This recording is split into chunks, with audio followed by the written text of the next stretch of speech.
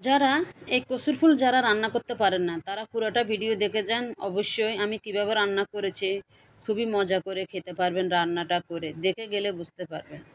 তবে আমি যেভাবে কাটতেছি, অনেকে আপনারা কাটেন যে আমি দেখি তো, কিন্তু ভিতরের বিচিগুলো পালান না। বিচিতে এই কচুর ফুলের এই ভিতরের এই অংশটা যদি পালান, আপনার কখনোই গলা ধরবে না, এটাই সত্যি কথা। তবে আমি সবগুলা এখানে এগুলো এত বলে আপু বলবেন যে আপু এতগুলা কেন, এগুলা একজনে বাঁশখালী থেকে এনেছে, আমাকে দিয়েছে আমার পাশের বাসারে। তবে এই কচুর ফুল অনেকগুলো দেখা যায়, কিন্তু এগুলো রান্না করলেই একটু করে হয়ে যায়।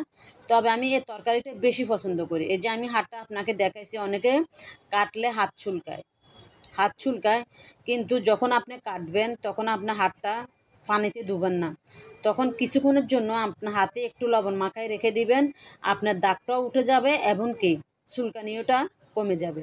তবে এই কচুর ফুলগুলো আমাদের নোয়াখালীতে বলে কচুর ফুল, আপনাদের কার দেশে কী বলে জানি না, তবে আমাদের নোয়াখালীতে বলা হয় কচুর ফুল। তবে আমি এটার জন্য চিন্তা করেন 900 টাকা চিংড়ি মাছের কেজি, 900 টাকা চিংড়ি মাছের কেজি না খেয়ে কোথায় যাব।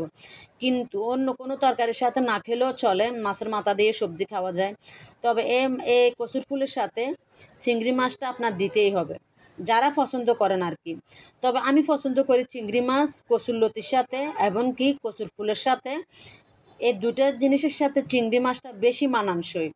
তবে আমারও খুব পছন্দ, তো কী করব, কিচ্ছু করার নাই, শুধু এক ফাবা ইসা মাছ আনাইছি, এক ফাবা ইসা মাছ দিয়েছি এটার ভিতরে। তবে এখানে কচুর ফুল মাশাআল্লাহ অনেকগুলা, সেজন্য মাছটাও মাছের ইয়াটাও বেশি দিছি, কারণ না হলে মজা লাগবে না। এটা তো প্রতিদিন খাই না, একদিন আনছে বাড়ি থেকে, সেজন্য একটু বেশি করে রান্না করছি। কারণ আমার আশেপাশেও লোক ছিল, ওদেরকেও একটু একটু করে দিয়েছি, সবাই অনেক মজা করে খেয়েছে।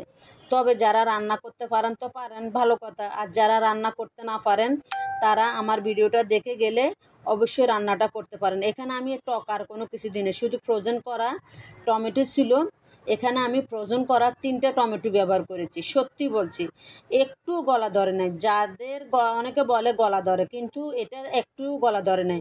আমি প্রথমেও তেল দিয়ে বসাইছি, আবার একটু পোড়ামরিচ স্টাইলে বাগারটা দিয়েছি। কেন? গ্রানটা খুব দারুণ হয়, এই গ্রানটা খুবই সুন্দর হয়। যার সুন্দর না লাগে সে বাগারটা স্কিপ করতে পারেন, যার ভালো লাগে সে দিতে পারেন, যার ভালো লাগে না বাগারটা না দিলেও চলবে। কারণ আমি প্রথমেতে এখানে সব দিয়ে দিছি, এখানে আদা দিয়েছি, এখানে রসুন দিয়েছি, এখানে একটু জিরা বাটা দিয়েছি। কারণ এগুলো মাংসের একটু মশলাগুলো দিলে তো তরকারিটা মানে কচুর ফুলটা খেতে অনেক স্বাদ হয়, গ্রানটা খুব ভালো লাগে, সেজন্য আমার দেওয়া।